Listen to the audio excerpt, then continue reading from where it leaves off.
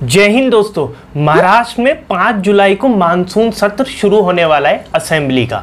तो उस मानसून सत्र में क्या महाराष्ट्र के मुसलमानों को उद्धव ठाकरे एक बड़ा तोहफा देने वाले हैं? क्योंकि दोस्तों ये आवाज काफी दिन से उठ रही है। एनसीपी, कांग्रेस और शिवसेना की सरकार जब बनी थी जब से ही उठ रही है, और जब सरकार बनने से कई सालों पहले से ये आवाज़ उठ रही है कि मुसलमानों को आरक्षण मिलना चाहिए। दोस्तों मैं आपको बता दूं 2014 से जब कांग्रेस पार्टी और एनसीपी की सरकार थी, जब ये आवाज़ उठने लगी थी कि मुसलमानों को आरक्षण मिलना चाहिए। जो दोस्तों मुसलमान जो है वो माइनॉरिटी है, अल्पसंख्यक है भारत के अंदर, तो अगर उन्हें आरक्षण मिलेगा तो ये कोई बड़ी बात नहीं है, कोई बुरी बात नहीं है। वहीं दोस्तों ये मामला जब सुप्रीम कोर्ट में पहुंचा तो सुप्रीम कोर्ट ने भी कहा था कि आपको अगर आरक्षण देना है मुसलमानों को तो आप 50% तक आरक्षण दे सकते हैं। जैसे आपने और लोगों को 50% तक आरक्षण दे रखा, उनको ही उलट फेर करके हुए आप मुसलमानों को 50% तक आरक्षण दे सकते हैं, पर मुसलमानों को आप अलग से आरक्षण नहीं दे सकते। वहीं महाराष्ट्र की जो बॉम्बे हाई कोर्ट है उसने भी यही कहा था कि आप आरक्षण दे सकते हैं। अब दोस्तों एक मानसून सत्र से पहले एक आवाज उठने लगी है।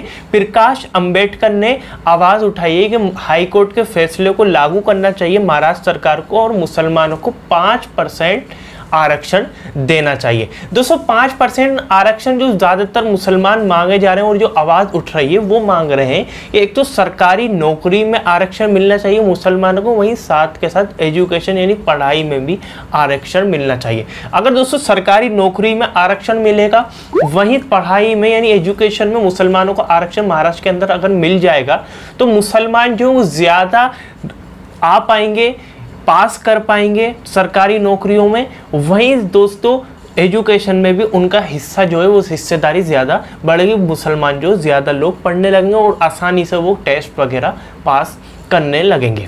भाई दोस्तों अब ये देखना होगा कि उद्धव ठाकरे जो 5 जुलाई को मानसून सत्र स्टार्ट हो रहा है महाराष्ट्र की असेंबली का, उसमें क्या फैसला लेते हैं। क्योंकि दोस्तों जब से शिवसेना ने एनसीपी और कांग्रेस पार्टी के साथ सरकार बनाई, जब से वो एक मतलब हिंदू छवि वाली शिवसेना नहीं रही है, वो एक सेकुलर शिवसेना बन गई है। जबकि जब भारतीय जनता पार्टी और शिवसेना एक साथ गठबंधन करके जब महाराष्ट्र में सरकार चलाते थे, जब शिवसेना का जो रूप था वो अलग था और वो एक हिंदू शिवसेना वाली थी, हिंदू छवि वाली शिवसेना थी। अब सेकुलर शिवसेना बन गई, वो ऐसे हमले नहीं बोलती है, मुसलमानों के खिलाफ नहीं बोलती है।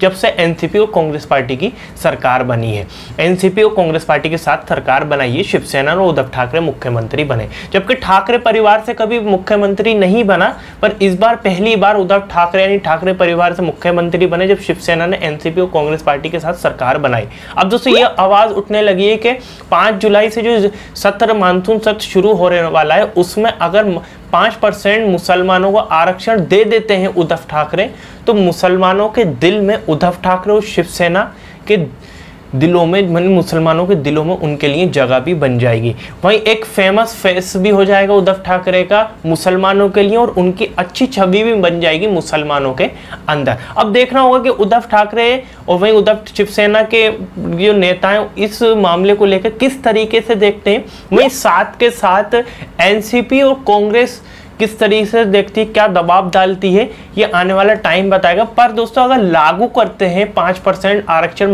महाराष्ट्र के अंदर मुसलमानों को उद्धव ठाकरे देते हैं, तो मुझे लगता है कि भारतीय जनता पार्टी जो विपक्ष में बैठी है वो इसका फायदा उठाएगी, वहीं साथ के साथ हिंदू मुसलमान करने के लिए।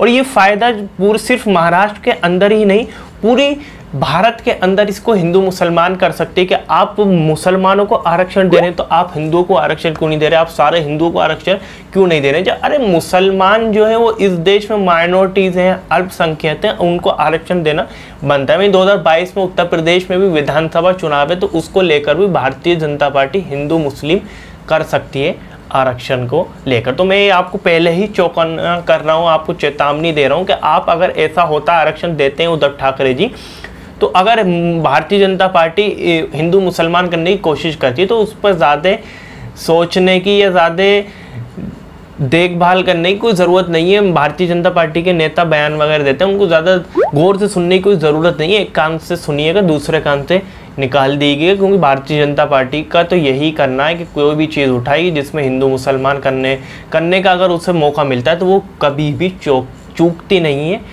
हद से ज़्यादा हिंदू मुसलमान करने की कोशिश करती है, जिसको फिर इलेक्शन के अंदर उसको फायदा भी होता है। ये दोस्तों आपकी क्या प्रतिक्रिया है, क्या उद्धव ठाकरे ले सकते हैं ये बड़ा फैसला, तोहफा दे सकते हैं मुसलमानों को? आपकी क्या राय है इस वीडियो को देखने के बाद? आप नीचे कमेंट में सब जरूर बताइएगा। इस वीडियो को ज़्यादा से ज़्यादा शेयर करिएगा, लाइक जरूर करिएगा। चैनल पर नए चैनल को जरूर सब्सक्राइब और बेल आइकन जरूर दबा दे, ताकि मैं जब भी नई वीडियो लेकर आऊँ तो आपको पता चल जाए। चलिए इस वीडियो में इतना ही।